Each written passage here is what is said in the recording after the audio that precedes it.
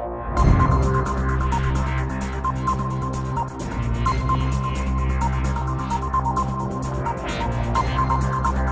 paz do Senhor, amados irmãos em Cristo, estamos começando mais um programa EBD Ensinador Cristão.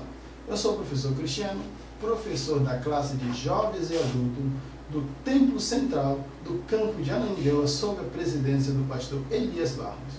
E hoje nós vamos começar mais uma aula da nossa série Os 10 Mandamentos, que é da revista publicada pela CPAD. Então, nossa lição de hoje é a lição de número 11. E ela vai ser dada nesse dia 15 de março, que se trata do 9º mandamento, o mandamento de não dizer falso testemunho, o mandamento de não caluniar, de não defamar, de não, como podemos dizer, de não ferir a moral de outra pessoa. Então esse mandamento ele se encontra lá em Êxodo, capítulo 20, verso 16, que diz assim: não dirás falso testemunho contra o teu próximo. E qual é o objetivo deste mandamento? O objetivo deste mandamento ele é zelar pela integridade moral do nosso próximo, é zelar pela integridade moral de quem convive conosco. Então nós temos aqui alguns tópicos. Nós vamos tratar da nossa introdução, que diz assim mesmo: o 9º mandamento se aproxima do terceiro. Qual é o terceiro? De não usar o nome de Deus de forma leviana. O terceiro mandamento, que diz lá: não usarás o nome de teu Deus de forma leviana, de forma vã. Por que o 9º mandamento se aproxima do terceiro mandamento? Porque ali envolve a mentira, ali envolve o ato consciente de prejudicar alguém. Assim mesmo é o 9º mandamento. O 9º mandamento ele trata das questões da convivência, ele trata da mentira, ele trata do fuxico, ele trata do falatório dentro de empresas. Nós vemos que essa é uma questão muito séria, principalmente no âmbito de empresa, de trabalho, que nós vemos que parecem muitas matérias de jornais televisivos de como as empresas procuram evitar a fofoca. É muito mais do que o falar de um para o outro. Nós também temos, por exemplo, o caso de fofoca aí nas redes sociais, no caso de difamação de alguma pessoa, no caso de difamação de empresas. É muito bom lembrar que difamação é uma coisa e reclamação é outra. Reclamação não é fofoca. Fofoca é você procurar prejudicar a imagem de alguém. Então a nossa introdução diz que o 9º mandamento se aproxima do terceiro, pois envolve questão de mentiras, isto é, não dizer falso testemunho. Qual é o objetivo dessa nossa lição? O objetivo geral. Primeiro, apresentar o 9º mandamento. Como é que você vai apresentar esse 9º mandamento? Nós temos aqui o primeiro tópico, que é o 9º mandamento. Esse aqui é a apresentação do 9º mandamento. A abrangência, como nós já vimos nessa série, ele é um mandamento de séries absolutas. Ele está dizendo que não se deve fazer algo.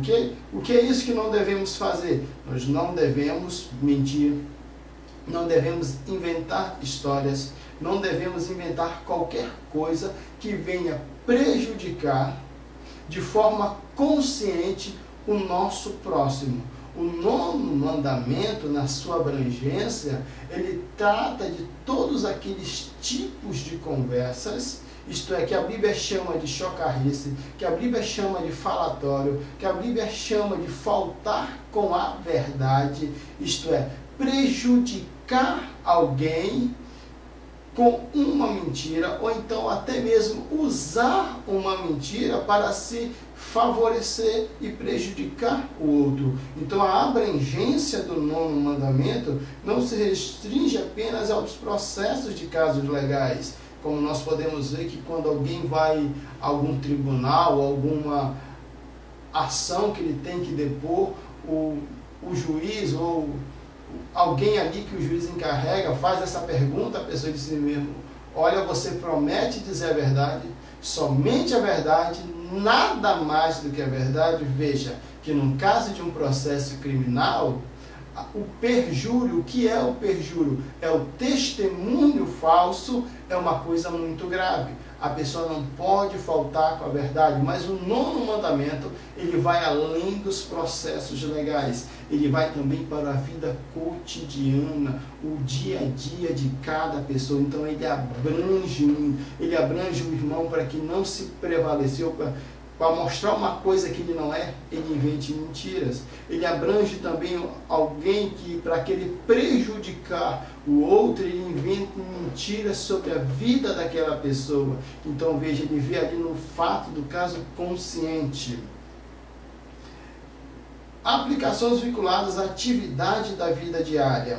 A ruptura desse mandamento podia solapar características básicas da aliança e fidelidade de Deus para com o homem. O que isso quer dizer?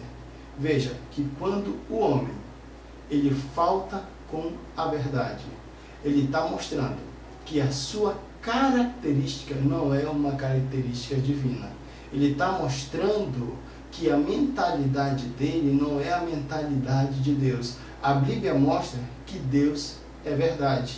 A Bíblia mostra que toda a verdade procede de Deus. A Bíblia mostra que aquele que pratica mentira, ele é filho do diabo. Então a abrangência do 9º mandamento, ela comporta toda e qualquer forma consciente que visa prejudicar alguém a nosso favor. Isto é, sobre eu causar o prejuízo a alguém, eu pretendo crescer causando prejuízo sobre o meu semelhante. Então isso é falso testemunho, isto é faltar com a verdade. Qual é o objetivo? O objetivo aqui é duplo. Primeiro, é defesa da honra. O que é honra? A honra é a sua moral. A honra é o seu bom nome. A honra é o seu cuidado que você deve ter com a sua reputação. Mas aqui vai muito mais do que reputação. A defesa da honra vai da defesa do caráter da pessoa. Quando alguém faz um falso testemunho contra alguém, ela está botando em dúvida não só a honra daquela pessoa, mas também o caráter daquela pessoa, aquilo que aquela pessoa é. Quando alguém diz algo sobre alguém e não prova aquilo, ele está botando em dúvida o caráter do seu semelhante. O segundo propósito aqui é a defesa da fé. Isto é a defesa da sã doutrina. O segundo objetivo do mandamento, dizer não dirás falso testemunho, é a defesa do evangelho da salvação. É bom lembrar que lá em Gálatas, no 1º capítulo, Paulo, ele fala dessa defesa. Ele diz assim, olha, se algum de nós, ou até mesmo um anjo descido do céu, vos der outro evangelho, diferente do qual deste que temos pregado, que seja anátema. O que Paulo estava dizendo ali? Que o falso testemunho, a falsa pregação, o evangelho que distorce, o evangelho puro da salvação, é um evangelho falso, é um evangelho que não salva, é uma doutrina que não leva para o céu. É como se uma pessoa procurasse na Bíblia motivo, respaldo para fazer o que é errado, distorcesse a palavra de Deus para confirmar uma prática errada sua. Então, o segundo objetivo do 9º mandamento é defesa da fé cristã, defesa da fé bíblica, defesa daquilo que a Bíblia defende como doutrina, como prática que nós devemos ter. É bom lembrar, existe doutrina bíblica e existe doutrina humana. Nós, como cristãos, nós só temos uma única autoridade aqui na terra, a palavra de Deus. A palavra de Deus é ela que vai reger toda a nossa conduta como cristão. Esse é o objetivo do 9º mandamento, sobre não dizer falso testemunho. O primeiro é defesa da honra. defesa da moral, defesa do caráter, isto é, não pôr em dúvida o caráter de alguém, querendo se auto-beneficiar, isto é, querendo se promover. O segundo objetivo, defesa das doutrinas bíblicas, defesa daquilo que a Bíblia ensina. Ninguém, a seu bel prazer, pode pegar a palavra de Deus e distorcer, para então poder se justificar num ato errado. É bom lembrar que aquilo que a Bíblia chama de pecado é pecado. Aquilo que a Bíblia chama de práticas inconvenientes, por mais que não seja pecado, mas essas práticas inconvenientes poderão levar ao pecado, a Bíblia diz: não façam práticas inconvenientes. É bom lembrar que aquilo que a Bíblia permite o cristão fazer, seja no âmbito sociocultural, seja no âmbito religioso, no âmbito espiritual, ela permite, você faça. É bom lembrar que na Bíblia não há erros doutrinários. Aonde estão os erros doutrinários? Está naqueles que querem distorcer a palavra de Deus.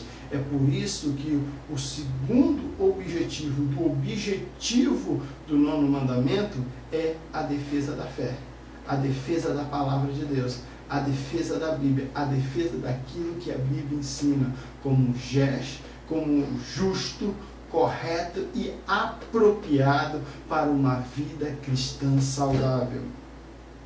E qual é o contexto aqui? Nosso terceiro subtópico, o contexto. O contexto aqui é a questão de um tribunal. É a questão de estar perante a um tribunal. Aqui, o nono mandamento, com suas 9 legislações mosaicas, mostra a administração da justiça em Israel. Como era administrada essa justiça? Se alguém levantasse uma acusação contra alguém, o acusador tinha por dever provar que aquela pessoa a quem ele estava acusando de tal delito era culpada. Os juízes nunca tomavam parte do acusador. Por quê? Era o acusador que tinha que provar a acusação. A contrapartida, o acusado ele não ia provar sua inocência, mas ele ia provar, ele tinha que trabalhar para provar que as acusações que faziam contra ele eram acusações infundadas. Daí vem o princípio jurídico legal, que todo mundo é inocente até que se prove o contrário. Então esse era o propósito de Israel, o contexto sociocultural, que uma pessoa que era acusada, ela não era culpada, ela era inocente, até que aquela pessoa que lhe acusasse conseguisse provar a culpa dela mediante aquelas acusações. É bom lembrar de uma coisa, que a acusação é uma, provar as acusações é outra. E no meio disso havia um inocente que estava sendo acusado de cometer algo grave. É bom lembrar que este inocente perante a lei, ele é inocente. Ele não é culpado das acusações. Por quê? Porque o acusador ainda não conseguiu comprovar a culpabilidade daquele inocente. Mas sendo que o acusador conseguisse provar a culpa daquele que era considerado inocente, o acusado então, mediante as comprovações das acusações, ele era então tirado da característica de inocente e colocado na situação de culpado. Mas o acusador, não conseguindo provar a culpa do inocente acusado, o que aconteceria?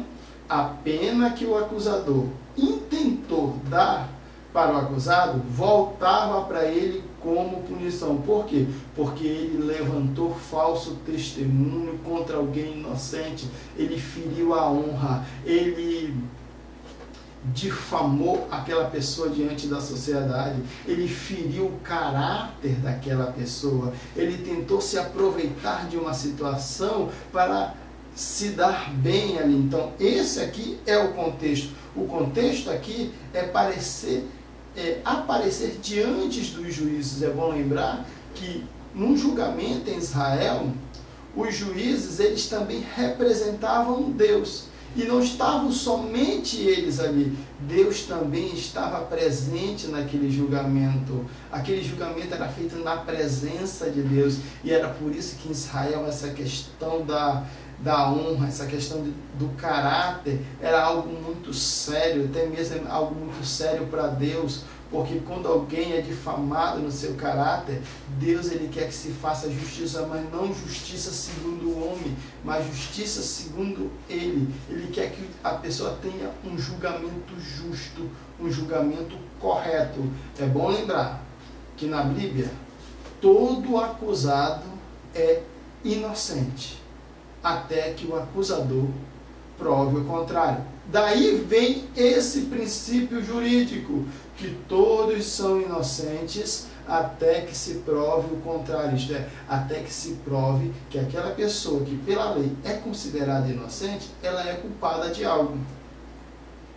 O nosso segundo tópico trata do processo, o processo jurídico. Como era o processo jurídico em Israel? Primeiramente aqui, responder em juízo. Como isso acontecia? Nós já tratamos aqui no contexto. O contexto era sócio-jurídico. Se alguém era acusado de roubar um gado, se alguém era acusado de desviar, ficar com alguma coisa de alguém, o que aconteceria? O acusador ia diante os juízes, e lá diante dos juízes ele dizia, olha, tal pessoa emprestou, tal pessoa tirou alguma coisa de mim. É como aconteceu no caso de Salomão, sobre aquelas duas mulheres que uma, o filho morreu, a outra ficou vivo, o filho da outra ficou vivo, uma foi lá, trocou o filho da outra, ficou com o vivo, deixou o morto lá, e Salomão teve que tomar uma decisão justa, e as duas foram lá e disse, ó rei, julga entre mim e ela, e o rei terá que escutar as duas histórias. O rei terá que escutar os dois fatos. Assim mesmo é responder ao juízo no aspecto legal, né, como era no período de Israel. Os juízes, antes de tomar uma decisão, ele tinha que ouvir tanto o lado do acusador como o lado do acusado. Ele tinha que também ouvir as testemunhas que, se no caso houvesse, presenciaram aquele acontecimento.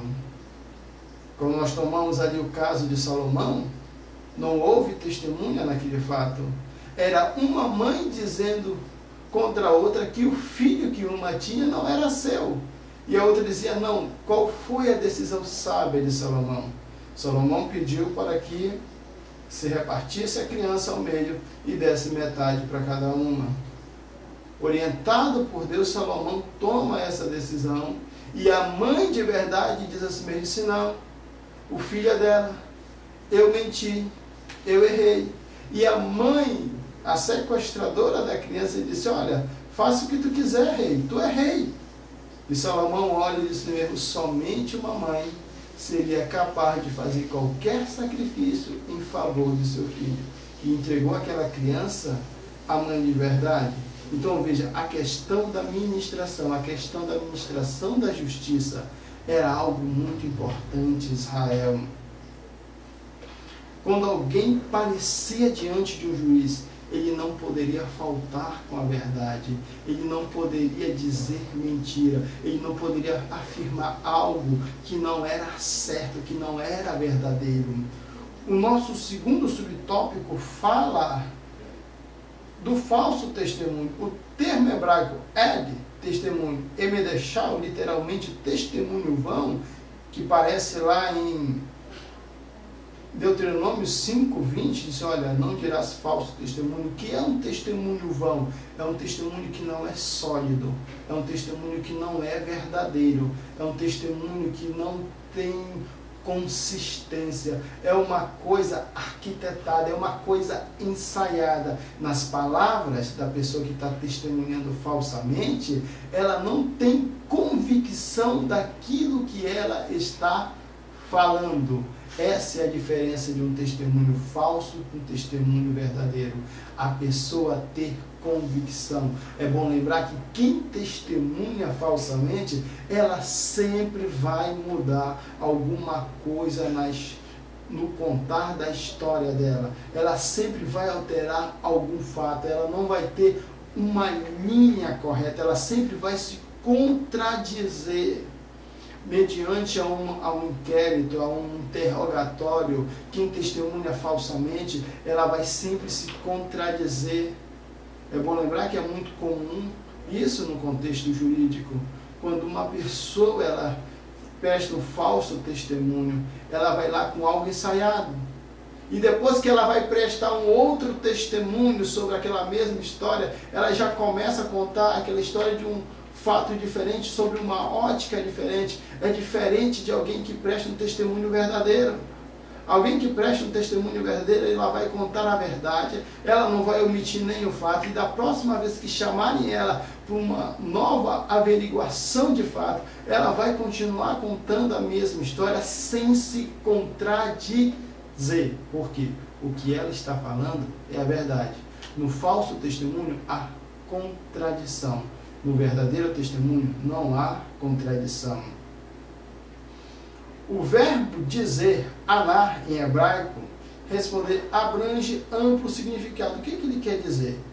Que quando alguém dizer a verdade. É bom lembrar que você, professor, você vai ter que prestar atenção aqui nos verbos em hebraico, para você entender a lição.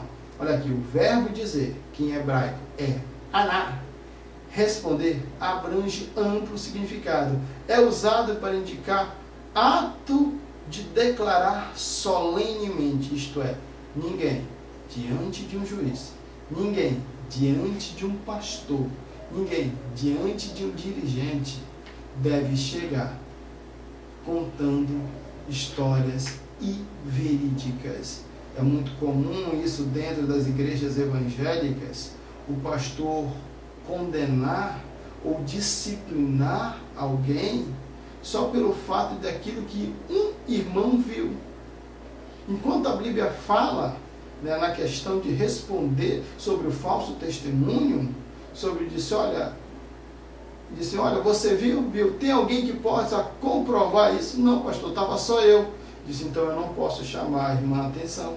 Eu não posso chamar a irmã a dar uma disciplina para ela, porque só o Senhor viu esse fato. Porque a Bíblia diz que sobre uma testemunha não será condenada. Por quê? Porque precisa verificar se o testemunho é verdadeiro. Precisa verificar se a história que aquela pessoa está contando é verdadeira, para que não haja aplicação errada da injustiça, para que não se condene um inocente. É bom lembrar que, mediante a lei, toda pessoa que é acusada de cometer um delito, ela é inocente. Até que o delito que ela é acusada de ter cometido seja provada a sua culpabilidade. É diferente de um falso testemunho. Um falso testemunho não há culpabilidade de um delito praticado. Há a intenção de condenar um inocente sem esse inocente ter praticado aquilo que dizem que ele praticou. Essa é a questão do falso testemunho. É um ato consciente de prejudicar. A questão do terceiro subtópico do processo é o próximo. Isto é, o próximo aqui, dentro do contexto cultural de Israel, o próximo era todos os habitantes de Israel. Aí você pode entender, bem, quer dizer então que os israelitas poderiam prejudicar o estrangeiro? Não, a Bíblia não permitia. A palavra de Deus ali não permitia que israelitas prejudicassem estrangeiro na questão de um julgamento. O que ele está ensinando aqui sobre a questão do próximo é o respeito para com a pessoa. Isto é, alguém de maneira leviana não poderia, de forma intencional, querendo prejudicar o seu próximo, o seu semelhante. Nós vemos isso lá em Mateus 22, 39, né? Que Jesus ele fala assim, ele disse, olha, que o mandamento de amar o próximo é o segundo maior mandamento. Ele ensina ali que devemos amar o nosso próximo, e amar também vai até essa questão de não dizer falso testemunho, vai até essa questão de não levantar mentira, vai até essa questão de não se envolver em fofocas. Amar também é isso.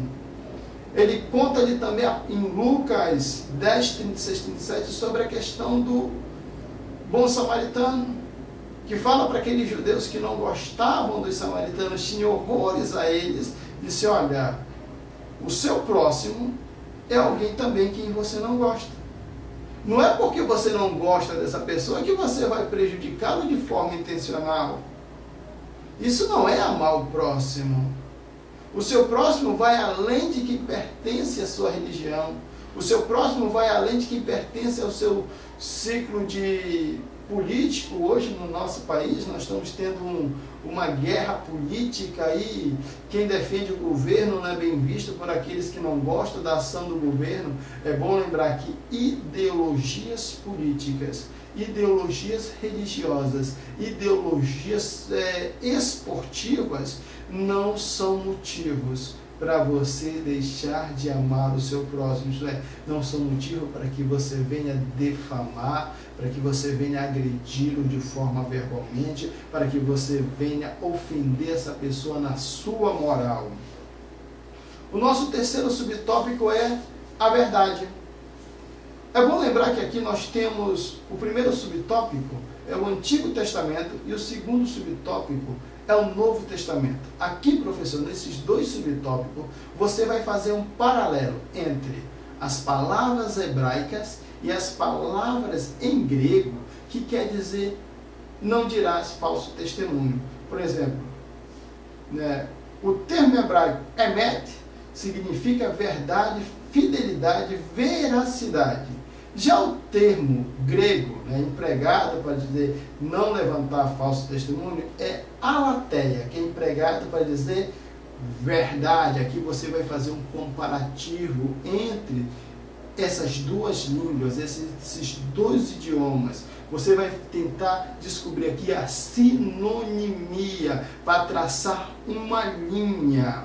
Se essa linha, tanto no hebraico como no grego, elas expressam a mesma coisa. É bom lembrar que são duas palavras diferentes, são dois idiomas diferentes, são duas formas de escrever diferentes, são duas etimologias diferentes. Aqui, tanto no primeiro subtópico, o Antigo Testamento, como no segundo subtópico, o Novo Testamento, aqui é o paralelismo. Você vai fazer um paralelo entre as palavras em hebraico e grego, como emet, como aletheia, como latanol, que vem de leto. O que significa essa palavra? Por exemplo, leto significa ocultar, encobrir. Então, o grego, aletheia, significa não oculto, não escondido. Tem o mesmo sentido da palavra emuná, que é fé, que é fidelidade. Qual é a questão nesses dois subtópicos aqui? É mostrar que quem é cristão, ele não pode faltar com a verdade. O objetivo aqui é mostrar que o falso testemunho, ele contradiz toda a doutrina bíblica sobre aquilo que é verdade. O terceiro subtópico é uma questão mais filosófica. O que é a verdade? Observe que é uma pergunta. O que é a verdade? Foi essa pergunta que Pilatos fez a Jesus. Que Jesus, quando Pilatos pergunta para Jesus: tu és rei? E Jesus disse: olha, tu disse que sou rei. E para isso vim, para isso nasci. Para testemunho da verdade. Veja, Jesus em nenhum momento disse que é rei, disse que ele veio testemunhar a verdade. A questão aqui é tanto jurídica como teológica. No contexto jurídico, Jesus estava dizendo a verdade, que aquilo que acusavam ele de insurreição, de se declarar rei, era uma mentira. E aquilo que ele veio trazer como a verdade de Deus revelada ao mundo, qual é a verdade de Deus revelada ao mundo? os evangelhos, a mensagem de Cristo, o entendimento correto das Escrituras. Essa é a verdade. Veja, temos aqui dois contextos. A verdade jurídica, que aquilo que acusavam Jesus de insurreição, isto é, de se declarar rei, era uma mentira, que Jesus nunca se declarou rei. Ele se declarou, sim, filho de Deus, mas se declarar rei, ele nunca se declarou.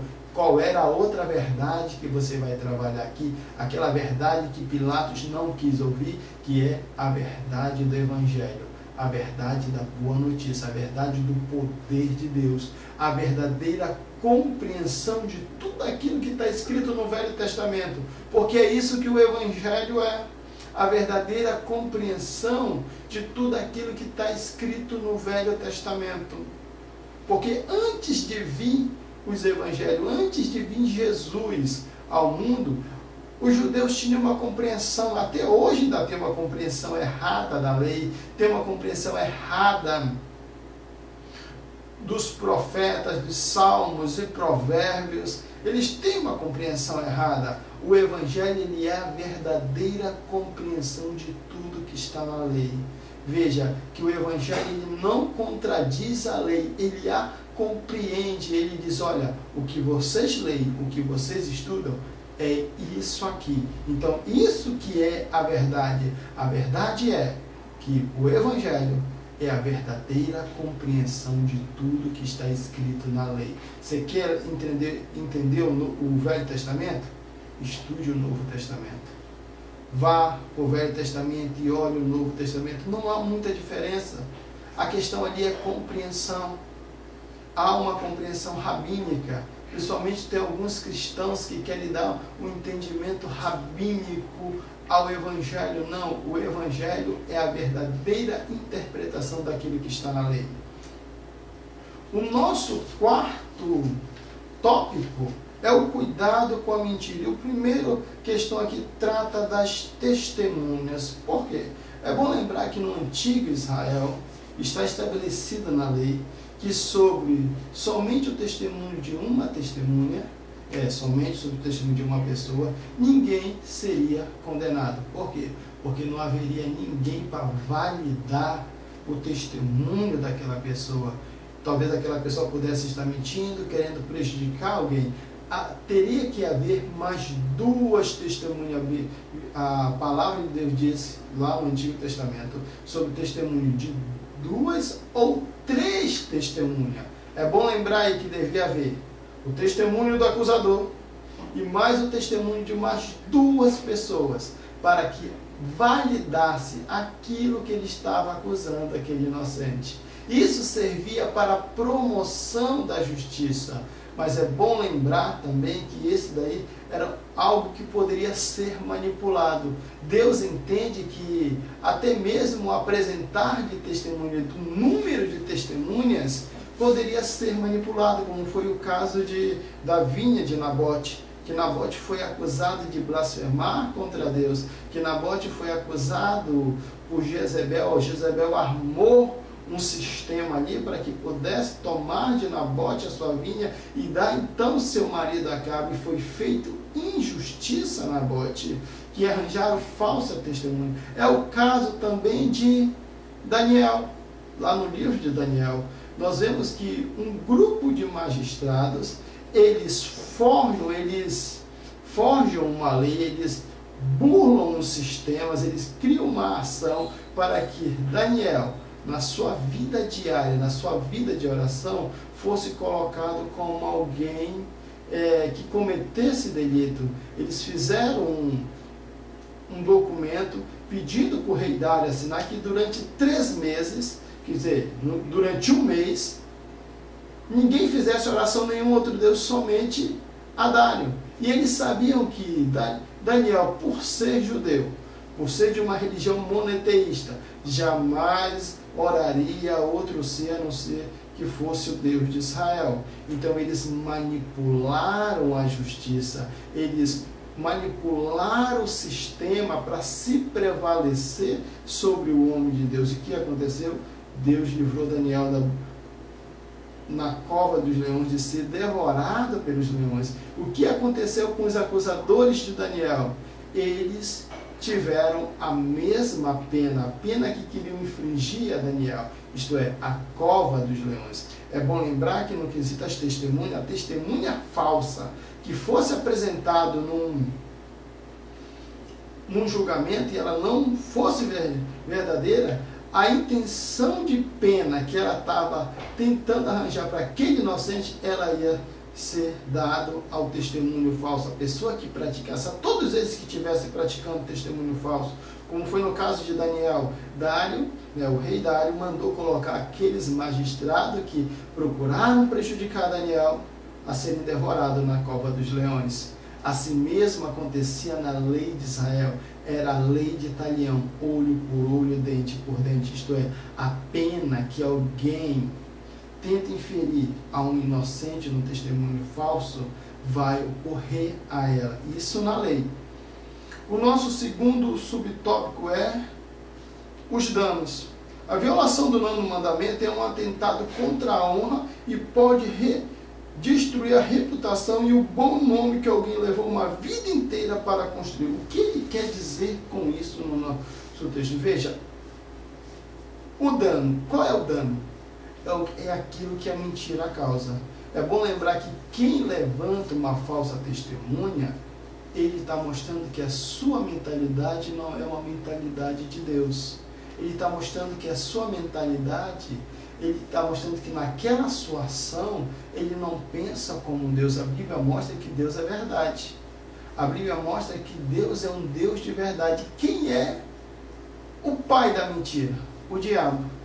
Então, todo aquele que tenta destruir, ofender uma pessoa no seu caráter, na sua reputação, ele está mostrando que ele é filho do diabo.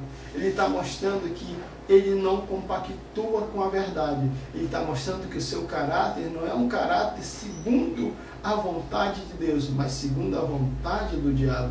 Jesus fala isso lá em João capítulo 8, depois ocorre aquele fato da mulher pega em flagrante adultério, e os fariseus começam a discutir com ele, dizendo que, olha, nós temos por pai Abraão. E ele diz, olha, se o vosso pai fosse Abraão, vocês me ouviriam. Ele disse, olha, nós temos um só pai, esse pai é Deus. Diz, olha, se vosso pai fosse Deus, vocês me escutariam, mas vós tem por pai o diabo, porque ele nunca se firmou na verdade, porque ele é o pai da mentira.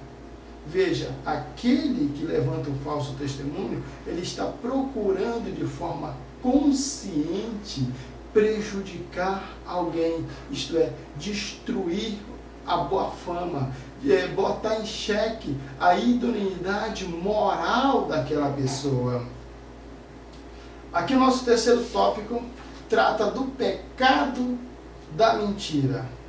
Quem já viu um irmão ser disciplinado ou cortado da comunhão da igreja pelo pecado de mentira? Isso aqui é uma pergunta que está na sua revista. A questão aqui, eu acho que seria mais o contrário. Quem já viu um inocente sendo disciplinado na igreja por causa de um mentiroso? É muito mais comum dentro das igrejas evangélicas pastores defenderem o acusador e colocar o acusado no lugar do acusador. É muito comum nas igrejas evangélicas hoje o pastor não colocar o acusado diante de seu acusador. É muito comum que quando algum irmão vai contar algo para um pastor a respeito de um irmão, diz, olha, meu pastor, eu vi alguém, e o pastor chama aquela pessoa de quem ele soube aquela coisa, e o irmão que está sendo acusado pergunta, pastor, quem foi que ele falou? Pastor, não posso dizer. Eu quero dizer uma coisa, que o pastor que não permite que o irmão que está sendo acusado esteja diante de seu acusador, ele não está aplicando a justiça bíblica de forma correta. Porque na lei, segundo a Bíblia, segundo a própria palavra de Deus, que a questão do falso testemunho é uma coisa muito séria, por isso que é pecado de mentira, todo acusado tem direito de estar diante de seu acusador. todo irmão que é acusado de alguma coisa dentro da igreja, ele tem direito de estar diante daqueles irmãos que o estão acusando, para que ele saiba, porque se o acusador se negar a estar diante de seu acusado, isto é, daquele a quem ele acusa, logo aquela acusação não é verídica, logo aquela acusação não é verdadeira, logo aquela acusação é uma acusação falsa, é um testemunho falso, é uma acusação com intenção de prejudicar um irmão na sua moral, isto é, de prejudicar o irmão na idoneidade de seu caráter. O pecado da mentira, ele reflete a mentalidade do diabo. Amados irmãos em Cristo, espero que vocês tenham gostado dessa nossa lição. Espero que eu tenha ajudado vocês tópico por tópico. O tempo é curto, não nos permite a trabalhar muito bem a lição aqui. Espero em Deus que vocês tenham gostado. Em nome de Jesus. Amém.